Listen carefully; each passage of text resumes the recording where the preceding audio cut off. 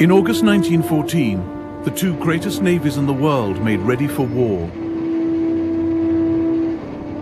Now the Royal Navy will settle the question of the German fleet. If they do not come out and fight, they will be dug out, like rats from a hole. But the two fleets rarely met. Instead, a new kind of war evolved. More stealthy, more cruel. A war not against battleships, but people.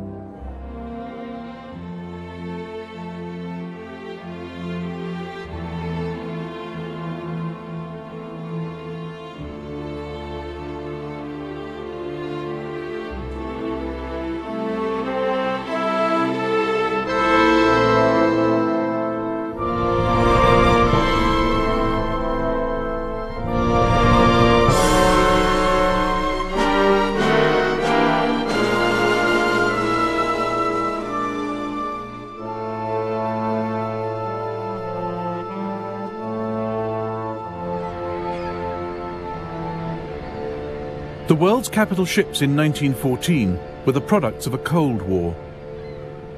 Britain's HMS Dreadnought had set the benchmark. Heavy armour, big guns, fast. Dreadnoughts were bargaining chips in a great naval poker game.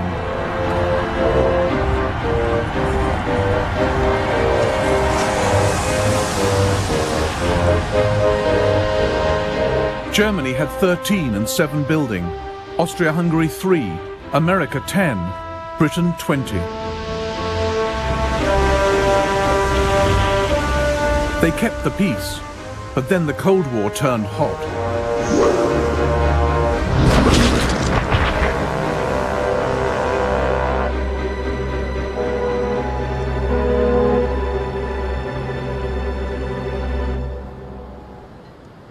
Britain and Germany were the main opponents, staring each other down across the North Sea.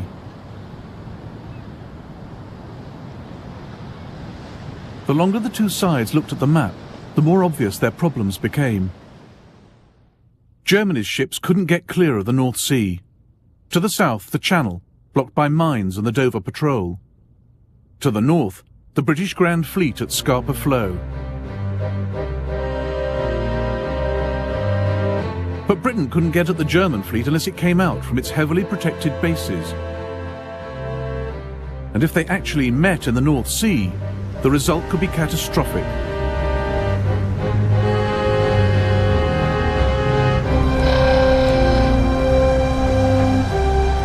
The sight everyone feared. Austro-Hungarian battleship the Istvan, sunk late in the war by a tiny Italian torpedo boat.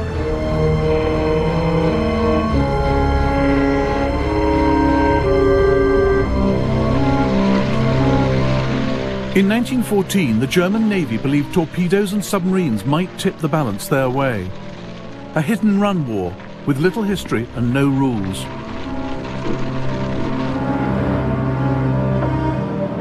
Jackie Fisher, Britain's sharpest admiral, predicted radical change ahead. The use of submarines has convinced us that in wartime, nothing can stand against them. The submarine is the coming type of war vessel for sea fighting. It means that the whole foundation of our traditional naval strategy has broken down. 2 days into the war, Germany unleashed 10 U-boats into the North Sea to hunt down the British fleet. One of them, U-21, made her way to the Firth of Forth, where the British cruiser HMS Pathfinder was leaving Rosyth Naval Base.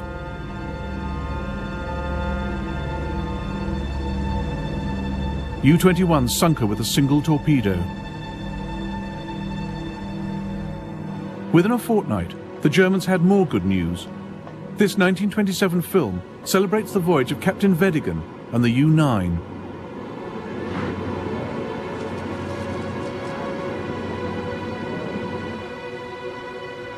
Through my prismatic glasses, I noticed a small masthead coming into view near the Mars lightship. It looked like the mast of a warship. Could this be the first sight of the enemy that we were to have during the war? The U-9 had found the British cruisers Hogue, Aboukir and Cressy on patrol off the Dutch coast.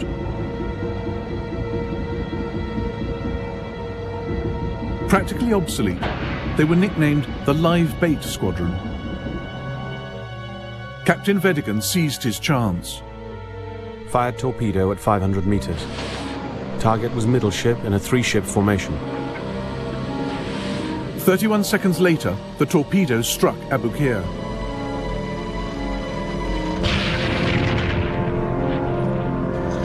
On board was Kit Musgrave. We were woken by a terrific crash, and the whole ship shook, and all the crockery in the pantry fell. Then Cressy and Hogue arrived and let down their boats. The Abu Qir went down suddenly, and we slid down her side into the water. Musgrave jumped into the North Sea and became the only man in the war to be sunk on 3 ships within 1 hour. I swam to the Hogue and was just going on board when she was struck and sank in 3 minutes. I then swam onto the Cressy and was hauled up the side with a rope. But she was struck also, and we sank. Georg von Müller was chief of Germany's Imperial Naval Cabinet. On our return from the morning ride, the first news of the successful torpedo attack by the U-9 on 3 English cruisers. We are all delighted, and the Kaiser is in 7th heaven.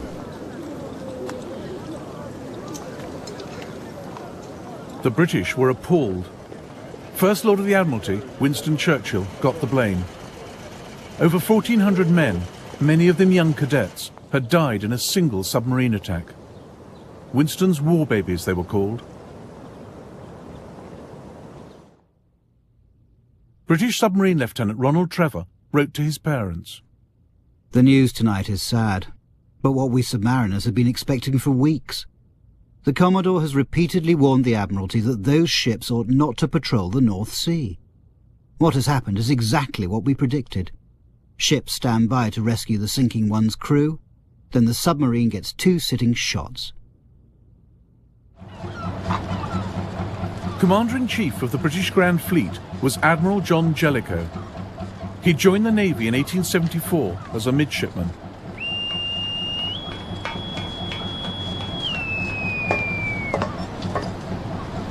Known as Silent Jack, he was experienced, capable, and cautious. He ended patrols off the German coast, confining his most valuable ships to Scapa Flow and Rosyth, at the very limits of the U-boat's range. He warned the Admiralty. The Germans have shown that they rely to a very great extent on submarines, mines, and torpedoes, and there can be no doubt that they possess an actual superiority over us in these particular directions.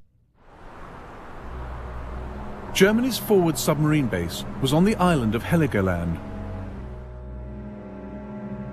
The U-boats were ordered to sweep the North Sea.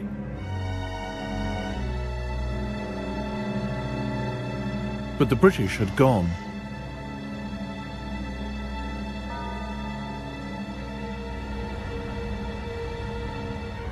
On the 16th of December 1914, hoping to lure the British out, 5 German warships steamed across the North Sea. At 7 in the morning, they opened fire on Scarborough and Hartlepool. There was a terrific crash. We thought it must be sudden thunder. But when another crash came, we rushed to the window and saw a lot of smoke and cried, "It's the Germans!" 2 of the wee girls hung on to me and said, "Are the Germans going to kill us?" 122 people died in the attack. It was the first time enemy warships had killed anyone on the British mainland in over a century. Jellicoe too had been thinking about attacking the enemy's homeland, but his weapon would not be a hit-and-miss naval bombardment, but a blockade, tight as a drum and lethal. What we have to do is starve and cripple Germany. The destruction of the German fleet is a means to an end, and not an end in itself.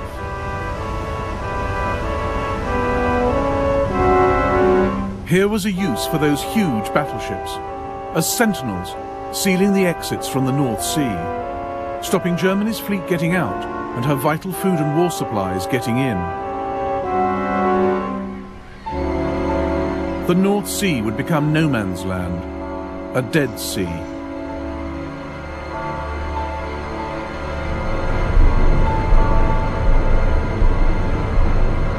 Jellicoe was helped by an invention more important than dreadnoughts or even submarines: wireless.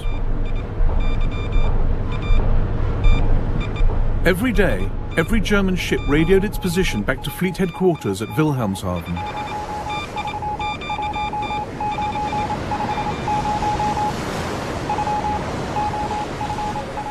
Across the North Sea, in the Coast Guard station at Hunstanton in Norfolk, British naval intelligence was listening.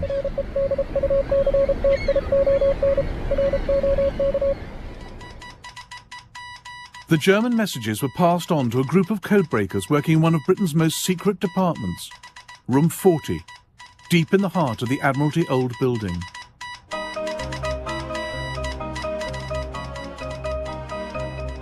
According to one of their officers, the men in Room 40 were a mixed bag. They knew ordinary literary German fluently, and they could be relied on. But of cryptography, of naval German, of the habits of war vessels of any nationality, they knew not a jot. Some, like Dilwyn Knox, would help crack the German Enigma code in the Second World War. But in 1914, they desperately needed some clues. The break came in the Baltic Sea, where a German cruiser, the Magdeburg, was captured by the Russians. On board, they found one of the most valuable documents of the war and passed it on to their British allies. This is the Magdeburg's codebook. It allowed the men in Room 40 to read nearly everything the German Navy was planning.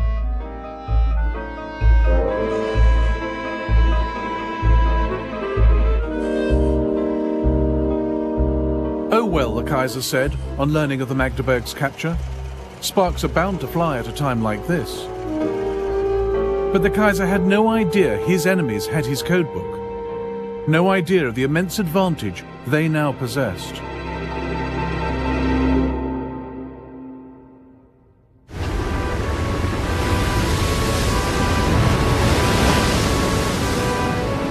Britain's sea strategy in the First World War was simple: to isolate and starve her enemies.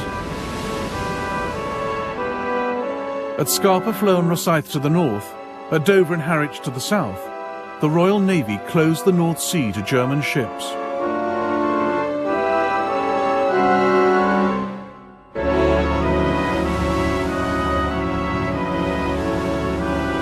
The blockade was a brutal vision, brainchild of Maurice Hankey of the Committee of Imperial Defence. My belief in sea power amounted almost to a religion. The Germans, like Napoleon, might overrun the continent. This might prolong the war, but could not affect the final issue, which would be decided by economic pressure. The Director of Naval Intelligence agreed. Grass would sooner or later grow in the streets of Hamburg, and widespread death and ruin would soon be inflicted. Germany began the war with a merchant fleet of nearly 4 million tons. Within months, she lost a quarter of her ships, seized in harbours, or caught making a dash into the no-man's land of the North Sea. Lloyd's of London kept a log of every vessel sunk. Their records show that on one day alone, the 8th of August 1914, Germany lost 41 ships.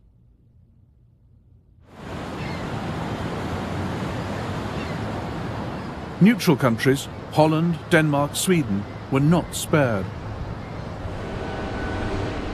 Germany depended on ports like Rotterdam for grain and raw materials, so Britain forced neutral ships to submit to the blockade.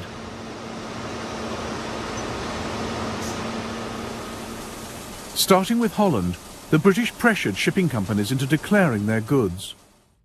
In every country, she built up a network of agents. They tracked ships coming and going. Who was sending what, where? Any ship could be stopped.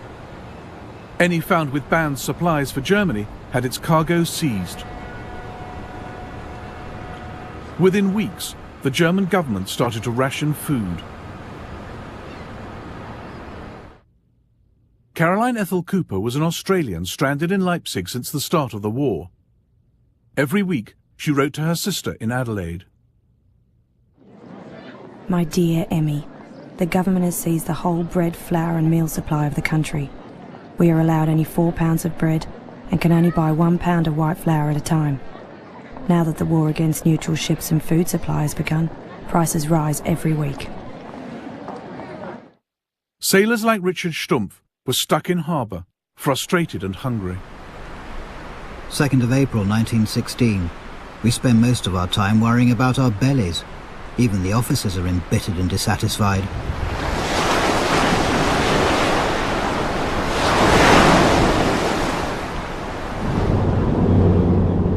To end Germany's isolation, her navy came up with a revolutionary plan. An unarmed submarine over 200 feet long that could carry a cargo of 1,000 tons. In June 1916, the Deutschland set out for America, the first time a submarine had ever tried to cross the Atlantic. Because of the wet weather and the high-running seas, the deck hatches were closed most of the time. The diesel engines pumped hot, humid air throughout the boat.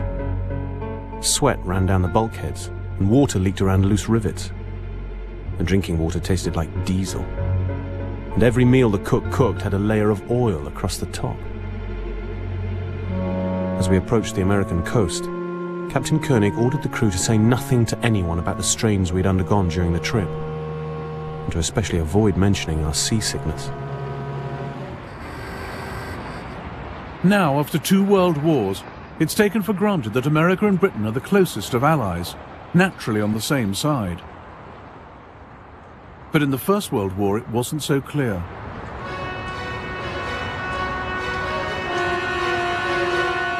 "8 million Americans had German parents or grandparents. 4.5 million were of Irish descent. Many of them had little love for England. At the outbreak of war, thousands of US citizens had tried to enlist in the German army. And America was enjoying a massive economic boom.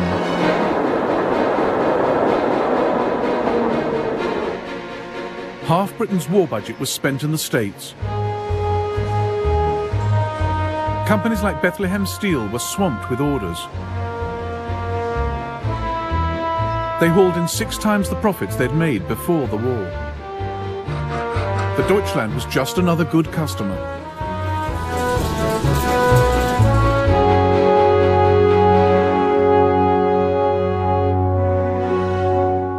Her brave Atlantic crossing, dodging Royal Navy warships, became a rallying point for anyone who had suffered from the British blockade.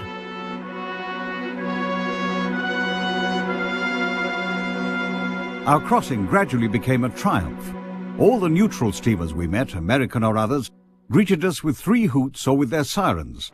Only an English steamer sailed past in deadly silence, while we were proudly raising the black, white and red flag in the wind. The Deutschland's crew received a hero's welcome. There were dinners in their honour. Captain Koenig was invited to meet the President. The 3 weeks we spent in the United States were a non-stop party. Everywhere we went, people gathered round us. They all wanted a souvenir of some kind. I even sold the buttons off my shirt and the stripes off my tunic. German families introduced us to their daughters, and we never had to pay for beer.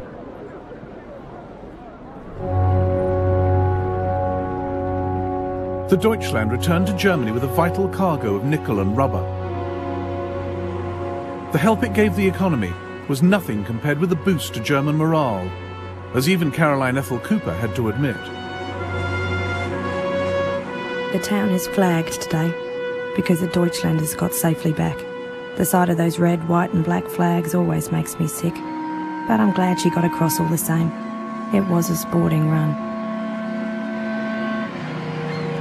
But the Deutschland was too small to break the blockade. In Germany and Austria, there were not enough people to work the land, and too many officials trying to ration what food there was. The situation with the hunger and queues is turning nasty. People wait for potatoes in their hundreds, 4 deep, from 4 in the morning until the afternoon. Every morning there are queues lined with armchairs and cushions upon which people sit and sleep. The shortages worsened after the terrible harvest of 1916. The Germans called it the turnip winter. Many had nothing to eat but cattle fodder. There were 50 food riots that year. Oh, what days of terror. Everything's in turmoil. There was havoc in town last night. The window panes were smashed in at Café Kaiserhof. Angry crowds were shouting outside bakeries and inns. Up at the castle, they cursed the Major in words I shan't repeat. The army appeared at 11.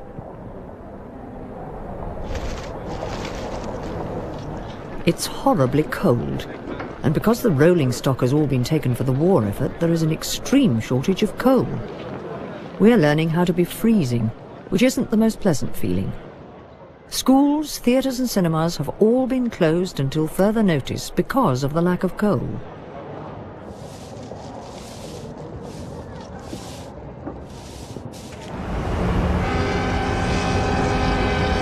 The German Navy did nothing to help.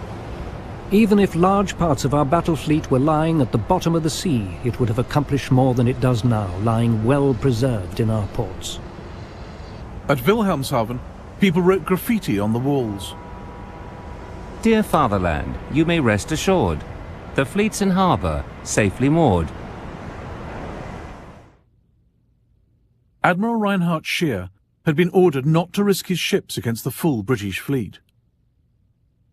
But by mid-1916, the pressure to do something was intense.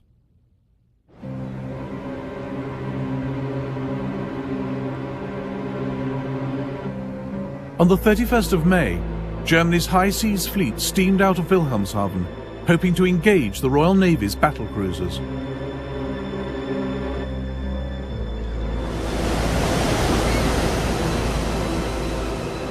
But the British were one jump ahead.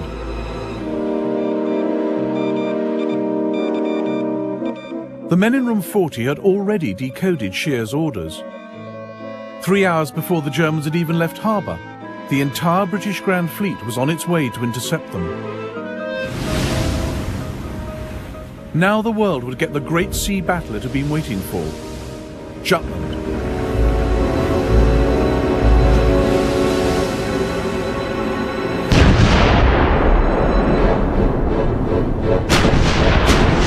It was a titanic clash. 250 warships, 100,000 men. Britain's first great fleet action since Trafalgar. It was a fight they had to win. If Germany ended up masters of the North Sea, the blockade would be finished, the British Army in Europe cut off, Britain herself open to invasion.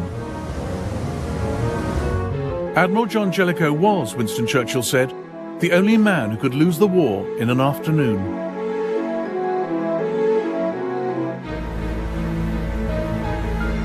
Less well armoured than Germany's, Britain's ships preferred to fight at very long range. But at Jutland, the range was just 5 miles. We fired very slowly, with deliberation, while the Kaiser-class ships in front of us shot like mad. Now the English were in an unfavourable position.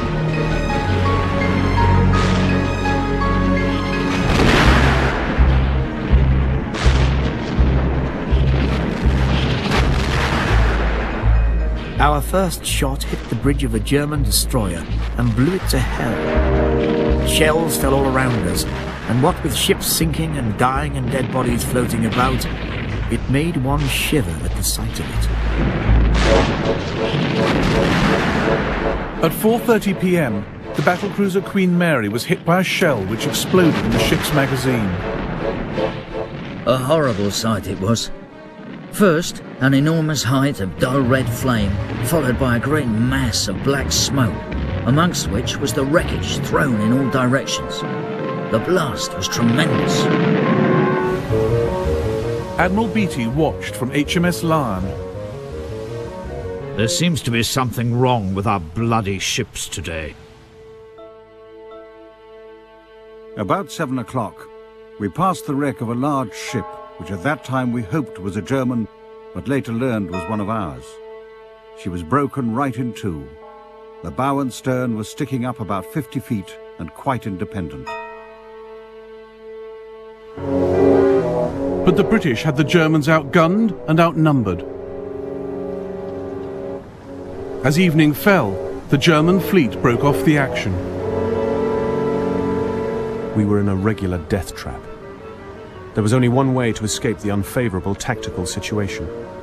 Turn the line about and withdraw on the opposite course. We had to get out of this dangerous enemy envelopment.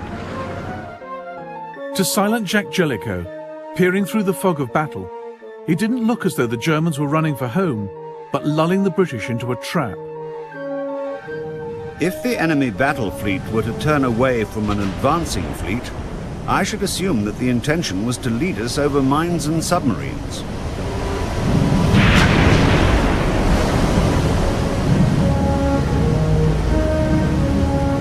So Jellicoe ordered the British to turn as well, away from their vulnerable foe.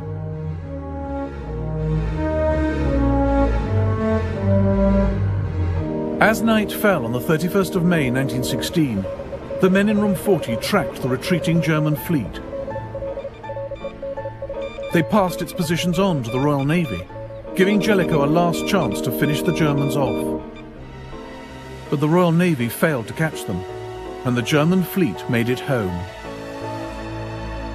During the night, telegrams arrived giving the estimated losses of the English, which are 2 to 3 in our favour. The Kaiser was therefore able to announce at breakfast, "We have won a great victory in the North Sea."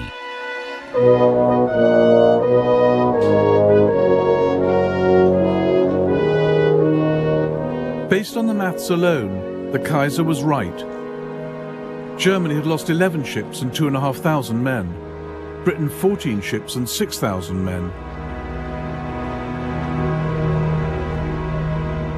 But that wasn't the point. The Kaiser's battleships were back in harbour and stayed there till the end of the war. The British fleet still ruled the North Sea, ever more tightening the blockade.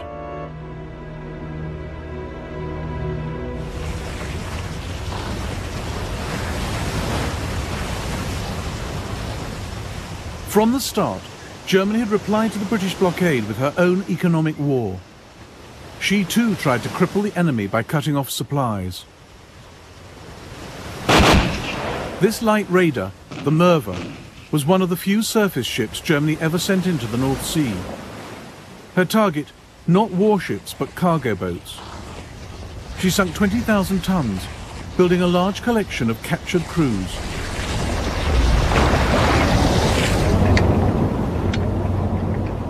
According to the English, we are in league with the devil and have acquired the Flying Dutchman.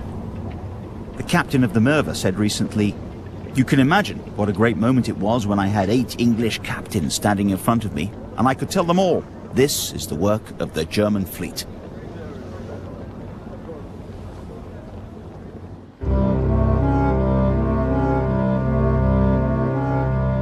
Germany's U-boats joined in the war against Allied trade.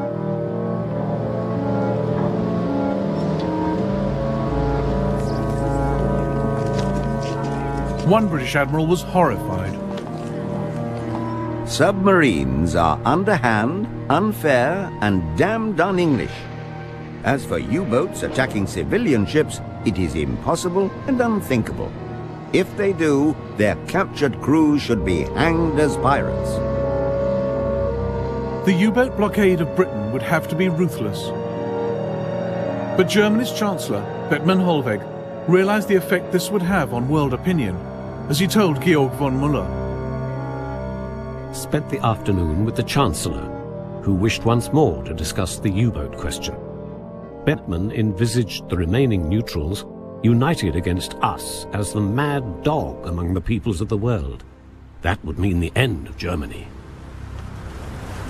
Germany's admirals were furious at having their hands tied. But submarines were ordered to stick to the old rules of war. They gave warnings of their attacks. They did not attack underwater. They gave merchant crews time to escape.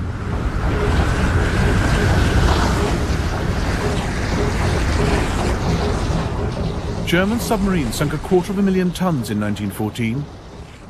But Britain built new ships faster than the U-boats could sink them. Far from being choked by the German blockade, the British economy flourished. The British firm Vickers, with a workforce of 78,000, turned out guns, aeroplanes, battleships, and record profits. If Germany was trying to play fair, Britain wasn't. Q-ships looked like unarmed traders, but carried hidden guns. They looked like easy prey, but when submarines came close, the Q-ships uncovered their guns and attacked. To add to the deception, they often sailed under foreign flags. Lieutenant Heinrich Crompton, on the U-41, was caught by just such a trick. As the two ships came within 300 meters of each other, the steamer opened a heavy, accurate rifle fire from all along the railing, immediately joined by large caliber guns hidden fore and aft. The U-41 immediately returned 3 rounds from the forward gun, all hits to the hull. Throughout the action, the steamer continued to fly the American flag.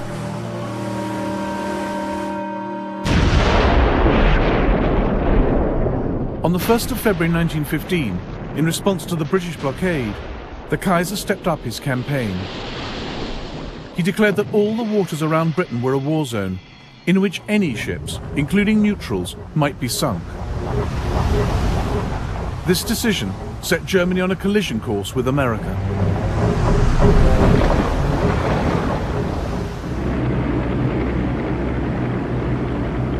The pride of the Cunard Line, the Lusitania, was the largest, most luxurious liner in the world. She could carry over 2,000 passengers. There was a ragtime dance written in her honor.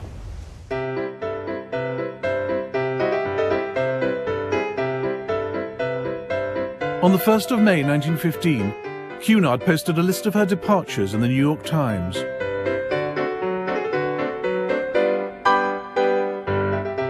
Next to it was an advertisement placed by the German ambassador.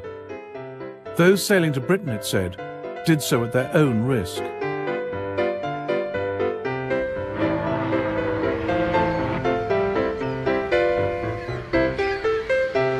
At 11:30 that morning, the Lusitania left New York for Liverpool. Her captain made light of the submarine threat. It's the best joke I've heard in many days. This talk of torpedoing the Lusitania.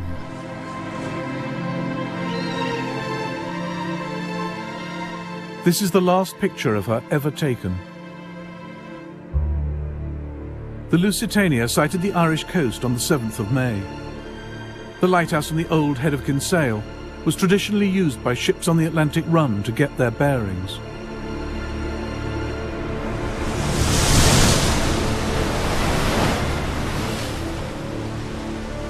At 2:10, the Lusitania was hit by a single torpedo.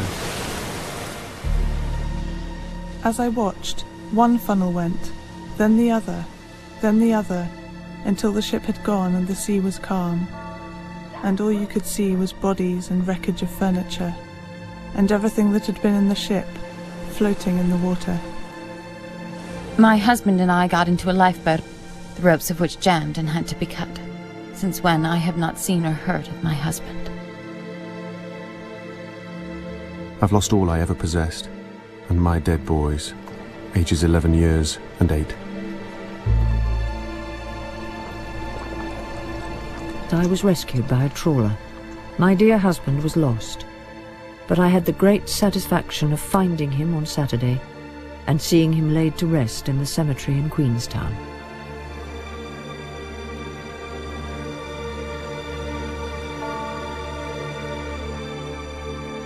Police reports were sent to relatives to identify the bodies. 1,200 people died on the Lusitania, including 128 Americans. At the battlefronts in Europe, tens of thousands were dying every day, but the fate of the great Cunard liner overshadowed them.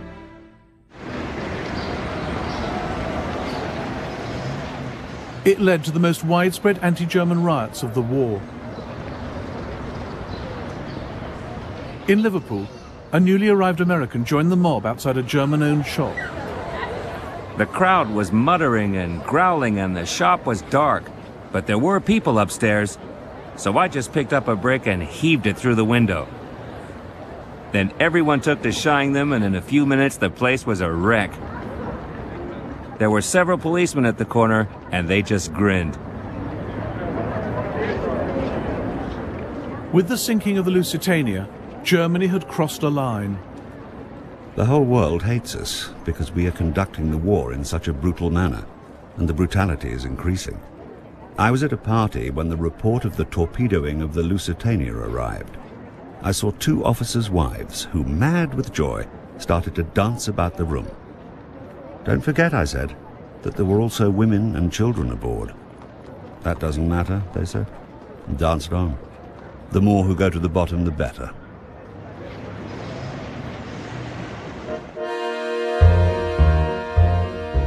The Lusitania came to stand for German barbarity. Britain stirred the indignation with its own propaganda. Posters and even posed photographs rammed home what had happened. The German embassy in Washington received bomb threats. President Woodrow Wilson himself began to see Germany as the mad dog of the world. In God's name, how could any nation calling itself civilized do so horrible a thing?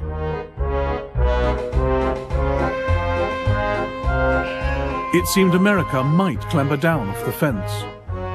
But outrage soon gave way to caution.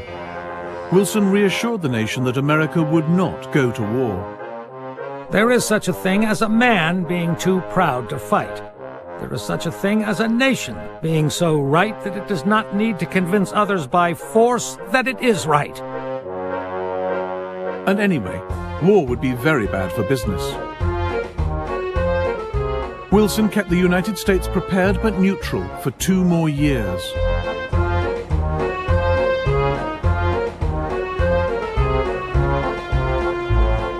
The sinking of the Lusitania was terrible, but that didn't seem reason enough to throw away more lives and profits by joining in a distant war.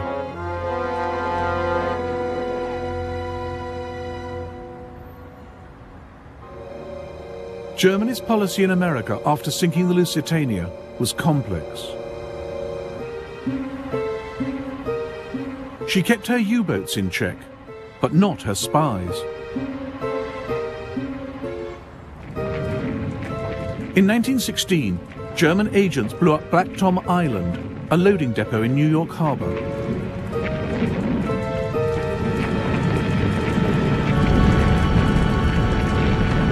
It held 900 tons of ammunition destined for the Allies. Several thousand persons lined the seawall and acquired a real picture of what the firing line in the European war looks like. The water line was one mass of red glare.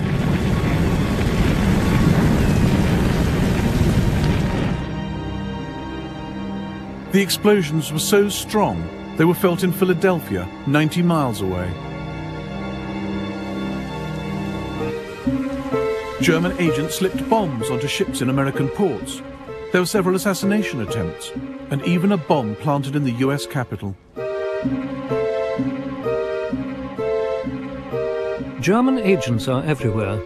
Extraordinary measures of precaution have now become necessary in all the arms factories, at the docks and on board vessels, even vessels of the United States Navy.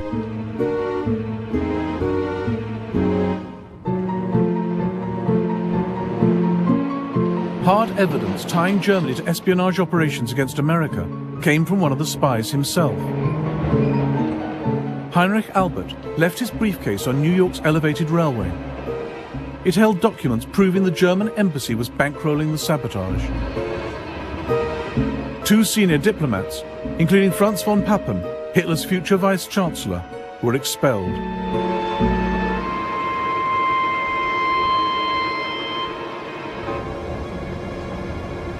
But nothing got in the way of business on the New York Stock Exchange.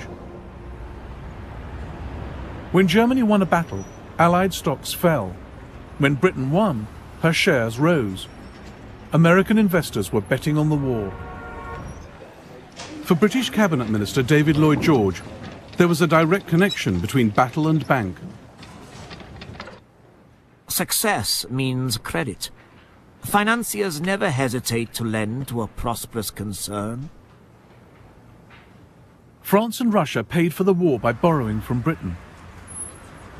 Britain, in turn, raised money on the American stock market through her Wall Street bankers, J.P. Morgan. It was spent buying American armaments, American supplies. Of all the money raised in America to pay for the war, 99% went to Britain and the Allies.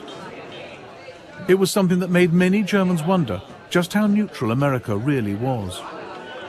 30th of January 1916. In financial circles, it is openly said that England has won the war already, and every day that it goes on after March can only make the ruin of Germany completer, no matter what her military successes may be. America lent so much that by the end of 1916, the central bank warned that people were betting too heavily on Britain. If the Allies lost, they might never get their money back. The mere thought that American cash might be backing the wrong side wiped $1 billion off Allied stocks in a week. Germany's generals felt the odds were stacking up against them. They grew impatient at hesitant politicians tying their hands. In view of the military situation, we must lose no time in adopting the measure of torpedoing armed enemy merchantmen without notice. The Entente are continuing the war with all the resources at their disposal.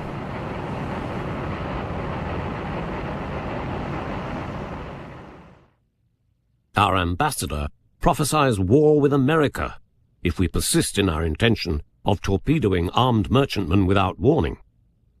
The Kaiser wrote in the margin of the report, "I do not care." The Kaiser didn't care because of some key German calculations. His generals gambled that if America joined the Allies, she would not have a decisive impact on the fighting in Europe until 1919. Long before then, the U-boat campaign would have brought Britain and France to their knees.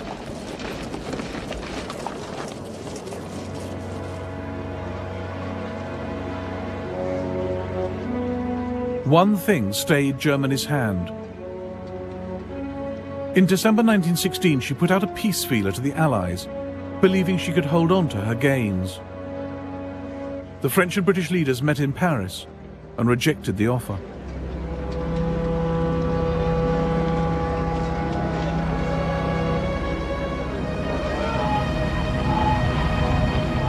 Germany now staked everything on a new submarine campaign. U-boats would sink all ships on sight without warning. February the 2nd is a special and uplifting day for us Germans, the beginning of the all-out submarine war. We are all holding our breaths and hoping that with this radical medicine we will finally cure England of our arrogance and secure a quick peace, the terms of which we will dictate. In April 1917, Germany sunk over 800,000 tons, causing panic at the British Admiralty. But Germany didn't have enough U-boats to sustain the success, and Allied ships were getting better at protecting themselves. Merchant ships now travelled not singly, but in convoy, with more destroyers to protect them. Airships and aeroplanes scouted overhead, looking for the telltale signs of submarines lying in wait. 63 U-boats were sunk in 1917, 3 times the losses of the previous year.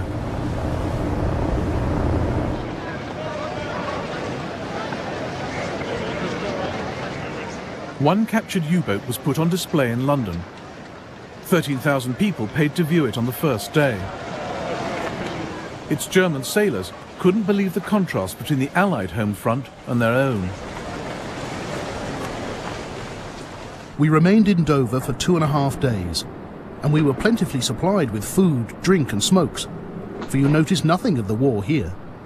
There are no wooden soles or bicycles with wooden tyres, and the butchers' shops have rows and rows of pigs hanging up. There is no prospect of starving England. I am glad, for the war is over for me. The second U-boat campaign was a double failure. It didn't deliver militarily. German submarines could not sink enough Allied ships to make a difference. And it was a diplomatic disaster, pushing America to the very brink of war.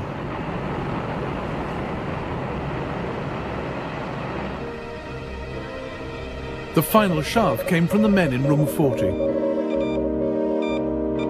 On the 16th of January 1917, Britain intercepted a coded telegram from German Foreign Secretary Zimmermann to his ambassador in Mexico City. The Zimmermann telegram was made up of 1,000 numerical code groups. It took 2 weeks to decipher. And as the meaning emerged, the men in Room 40 realized they were holding the most extraordinary intelligence of the war. Destined for the Mexican government, the telegram outlined Germany's plan for Mexico to invade the United States. We make Mexico a proposal of alliance with an understanding on our part that Mexico is to reconquer Texas, New Mexico, and Arizona. The settlement in detail is left to you.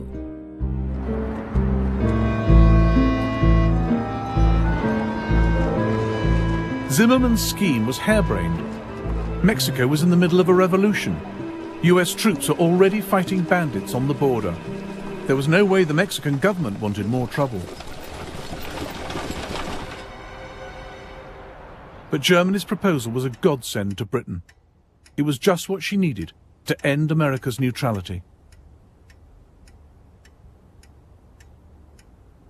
2 weeks into the U-boat campaign, Britain called the US ambassador to the Foreign Office and passed over the Zimmermann telegram. It was, said Britain's Foreign Secretary, as dramatic a moment as I remember in all my life.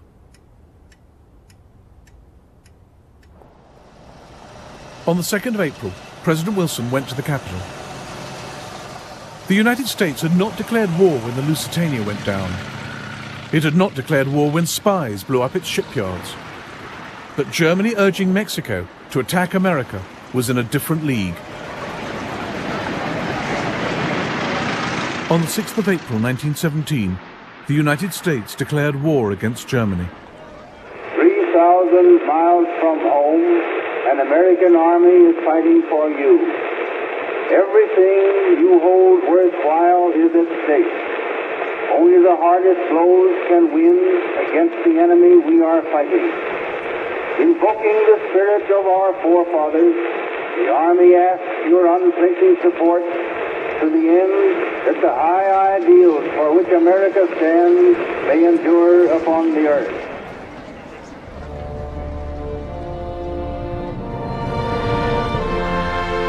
For 3 years, the country had played the war's banker and supplier. Now, as far as President Wilson was concerned, America was fighting a crusade for international justice and democracy. The North Sea would remain dead until the very end.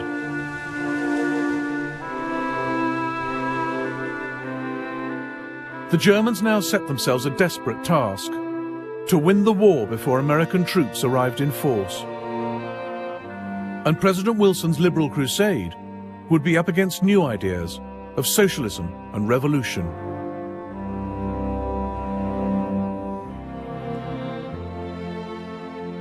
In the next episode of the First World War, German spies sow rebellion in Ireland and Russia, and French troops mutiny on the Western Front, a war against war itself.